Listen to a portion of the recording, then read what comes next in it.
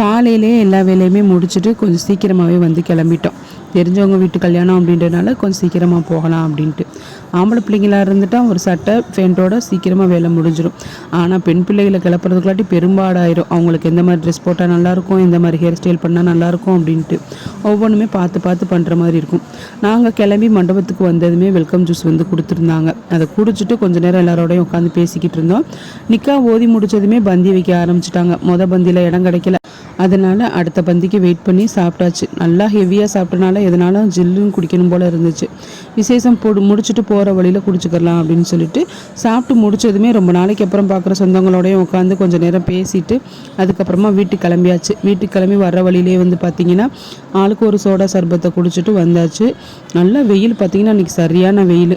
நான் வந்துட்டு அம்மா வீட்டுக்கு வந்துட்டு இவங்க வந்து வீட்டுக்கு போயிட்டாங்க. சாயந்தரம் போல் தான் வந்து வீட்டுக்கு போகணும். நெக்ஸ்ட் வீடியோவில் பார்க்கலாம். பாய்.